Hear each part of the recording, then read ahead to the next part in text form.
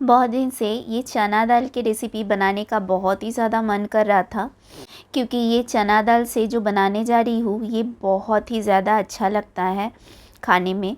तो इसीलिए चना दाल को सबसे पहले 5 से 6 घंटा तक भिगो के छोड़ना है कि ये अच्छी तरह से फूल जाए। इधर मैंने 1 कप करीब चना दाल भिगोया था, तो अच्छे से ये फूल चुकी है। अब इसे मैंने 4 से 5 बार अच्छे से धो लिया है। इसके बाद इसे ट्रांसफ़र करना है प्रेशर कुकर में, और प्रेशर कुकर में बहुत ही कम पानी का इस्तेमाल करना है कि पानी चना दाल के नीचे रहे।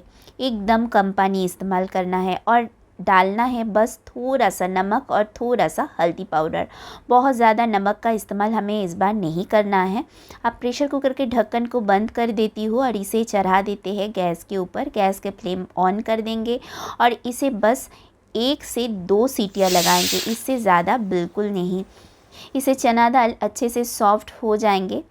अब प्रेशर कुकर को नॉर्मल करने के लिए मैंने छोड़ रखा है और चना दाल के लिए चलिए आटा लगा लेते हैं।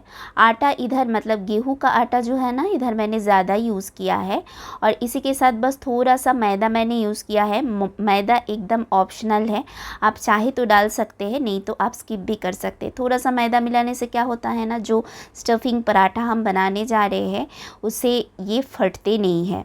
आप हो सके तो पूरा आटा का भी इस्तेमाल कर सकते हैं, नहीं तो थोड़ा सा मैदा भी यूज़ कर सकते हैं, नहीं तो पूरा मैदा का भी बना सकते हैं।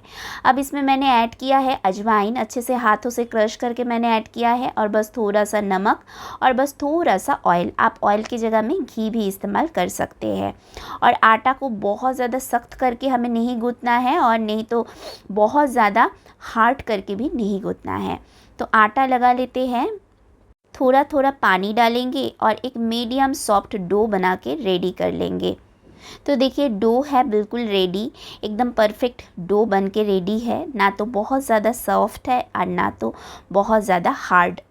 और इसे 20 मिनट तक रेस्ट करने के लिए छोड़ देते हैं, वो भी ढक के। इधर हमारा प्रेशर कुकर का भी जो प्रेशर है वो कम हो चुके हैं। तो देखिए दाल अच्छे से सॉफ्ट हो चुके हैं। देखिए ऐसे ही सॉफ्ट करना है, इसे गलाना नहीं है।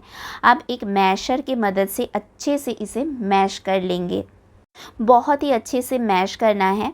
चना दाल के नीचे जो पानी था तो उसे मैंने अलग नहीं किए हैं, क्योंकि एक साथ रखना है और एक साथ अच्छे से मैश करना है। थोड़ा सा पानी रहने से क्या होता है ना, बहुत अच्छे से मैश हो जाते हैं। अब मैंने पैन में लिया है सरसों तेल, आप चाहे तो रिफाइंड ऑयल का भी इस्तेमाल कर सकते हैं। और सरसों तेल में मैंने डाला है साबुत जीरा और इसी के साथ ही बस थोड़ा सा हींग मैंने ऐड किया है, इससे बहुत अच्छा फ्लेवर आता है। हींग ज़रूर से डालिएगा दोस्तों, इसमें मतलब टेस्ट इसका ना और ज़्यादा इन्हांस हो जाते हैं। अब इसमें मैंने ऐड किया है थोड़ा सा हल्दी पाउडर और अदरक और हरी मिर्च का पेस्ट। इधर 2 चम्मच करीब मैंने पेस्ट ऐड किया है। एक साथ मैंने पेस्ट बना के रखा है, क्योंकि इसके साथ जो सब्ज़ी बनाएंगे ना उसमें भी मुझे यही अदरक और हरी मिर्च का पेस्ट चाहिए, तो एक साथ ही मैंने पीस के रखा है।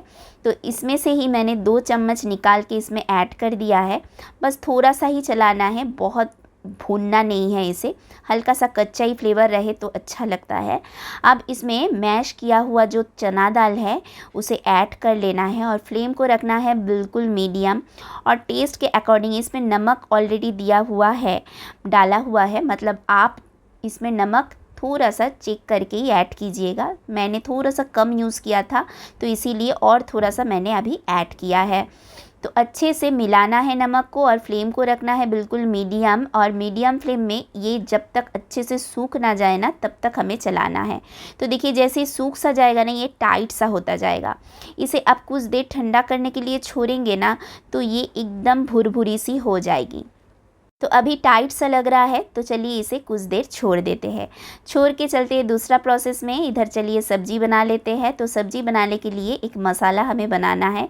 तो सबसे पहले मैंने ऐड किया है सौंफ और इसके बाद ऐड करना है धनिया, मतलब साबुत धनिया, बस थोड़ा सा मेथी, 1 चम्मच करीब सौंफ, 1.5 चम्मच करीब धनिया और 1/4 चम्मच करीब मेथी, और इसके साथ 1/4 चम्मच करीब ज़ीरा।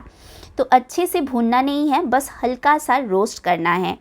मतलब एकदम ब्राउन करके भून लेंगे ऐसा बिल्कुल नहीं, हल्का सा रोस्ट कर लेना है और इसे निकाल लेना है कि इसे पीसने में आसानी हो। और हल्का सा रोस्ट कर लेने से मसाला का जो स्मेल है ना वो बहुत अच्छा आता है। अब कढ़ाई में मैंने डाला है ऑयल। अब ये ऑयल जैसे गर्म हो जाए इसके अंदर भी हमें ऐड करना है हींग, और जो मसाला मैंने पीस के रखा था ना, मतलब अभी जो मैंने भून के रखा वही भुना हुआ पिसा हुआ मसाला हमें इसमें ऐड करना है ऑयल में। और इसके साथ ही मैंने ऐड किया है हल्दी पाउडर, और हल्दी पाउडर के बाद इसमें ऐड किया है मैंने बड़े साइज़ के 2 टमाटर। तो टमाटर ये सब्ज़ी में थोड़ा ज़्यादा क्वांटिटी में यूज़ होता है, इससे इसका टेस्ट बहुत अच्छा लगता है। ये जो सब्ज़ी मैं बनाने जा रही हूँ ये भी बिना प्याज बिना लहसुन के है, सच में बहुत अच्छा लगता है। अब इसी के अंदर और 2 चम्मच मैंने हरी मिर्च और अदरक का पेस्ट ऐड कर दिया है। अब इसे ढक के हमें टमाटर को सॉफ्ट होने के लिए ना छोड़ देना है। इससे क्या होगा, टमाटर बहुत अच्छे से सॉफ्ट हो जाएंगे। तो देखिए कुछ देर ढक के छोड़ेंगे ना तो टमाटर अपने आप सॉफ्ट हो जाएंगे। अब इसमें ऐड किया है मैंने कश्मीरी लाल मिर्च पाउडर, इससे कलर बहुत खूबसूरत आता है। और वही पाउडर जो मैंने मसाला भून के रखा था उसे भी 1 चम्मच इसमें ऐड करना है। और इसी के साथ साथ ऐड करना है कसूरी मेथी। कसूरी मेथी से अच्छा टेस्ट आता है, टेस्ट बहुत ज़्यादा इन्हेंस हो जाते हैं कसूरी मेथी से। अब अच्छे से मसाले को भूनने के बाद उबले हुए आलू को क्रश करके इसमें ऐड करना है। इधर आलू मैंने पहले ही उबाल के रखा था, तो उबले हुए आलू को मैंने इधर ऐड कर लिया है। और इसी के साथ टेस्ट के अकॉर्डिंग नमक भी ऐड करना है और आलू को मसाला के साथ हल्का भून लेना है। बहुत ज़्यादा देर तक भूनेंगे नहीं तो आलू बहुत ज़्यादा सॉफ्ट होके गल जाएंगे। तो इसीलिए आलू को हल्का सा चलाना है। अब इसके अंदर ऐड करना है पानी। जितना ग्रेवी आप पसंद करेंगे उसी हिसाब से आप पानी भी इसमें ऐड कर सकते हैं। तो पानी को आलू में अच्छे से मिक्स कर लिया है मैंने। अब फ्लेम को रखना है मीडियम और 2 से 3 मिनट तक इसे बस पकाना है, इससे ज़्यादा बिल्कुल नहीं पकाना है। और सबसे लास्ट में ऐड करना है धनिया पत्ती, इससे बहुत अच्छा फ्लेवर आता है। इसके बाद गैस का फ्लेम बंद कर देंगे। तो देखिए सब्ज़ी कितना प्यारा लग रहा है। इसे अब साइड करके रख देते हैं। और देखिए आटा भी हमारा जो है ना वो एकदम परफेक्ट सेट हो चुके हैं। इसे और एक बार हल्का सा मैश कर लेना है और इसके बाद बड़ा बड़ा लोई तोड़ लेना है।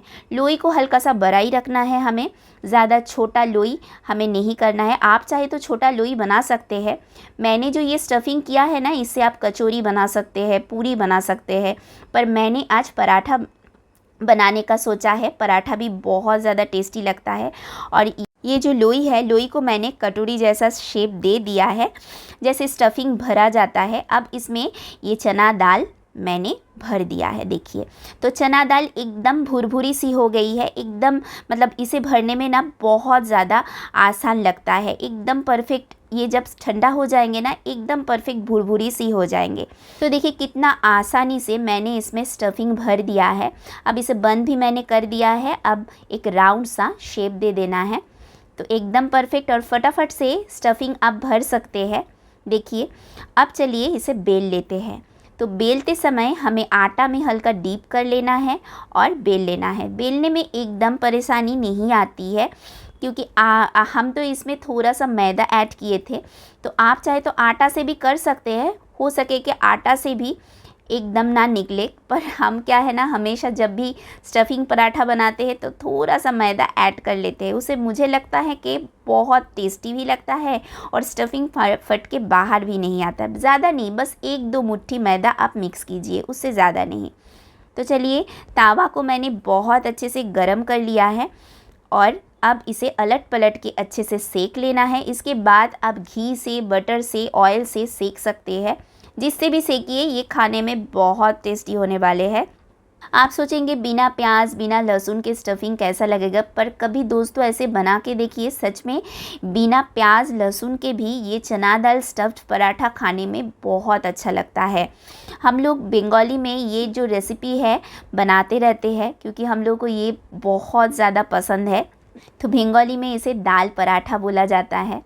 तो मैंने सोचा क्यों ना आपके साथ भी ये वाला रेसिपी शेयर करें, तो आपको भी ये वाला रेसिपी सच में बहुत पसंद आएगा।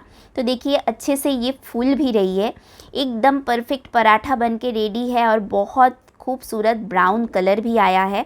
तो चलिए दूसरा पराठा भी फटाफट से सेक लेते हैं। ये पराठा बेलने में ना कोई दिक्कत नहीं आती है, आराम से ये बेल जाते हैं।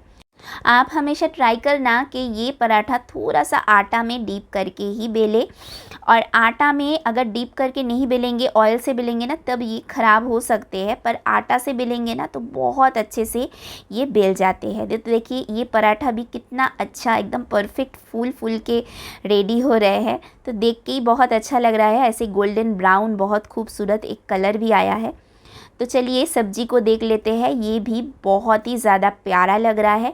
ऐसी भंडारे टाइप सब्जी आप बना सकते हैं। कभी कभी ये सब्जी में कोई कोई बेसन भी भून के ऐड करते हैं, तो आज मैंने बेसन को स्किप किया है। तो ऐसे भी आप बिना ताम झाम के ये सब्ज़ी बना के देखिए, सच में बहुत अच्छा लगता है। ऐसे सिंपल सा खाने में ना कभी कभी बहुत अच्छा लगता है, हर टाइम प्याज लहसुन खाने में उतना अच्छा नहीं लगता है। तो चलिए अब सर्व कर लेते हैं। और ये जो पराठा बहुत ही हेवी होते हैं, 2 खाएंगे ना तो आपको पेट भर जाएगा, पर मन नहीं भरेगा। आप हो सके तो इसे 4 भी खा सकते हैं। तो चलिए इसे तोड़ के दिखाते हैं। तो अच्छे से अंदर देखिए दाल कैसे अच्छे से स्प्रेड हो चुके हैं। ये खोलने के बाद आपको समझ में आएगा। देखिए एकदम परफेक्ट लग रहा है।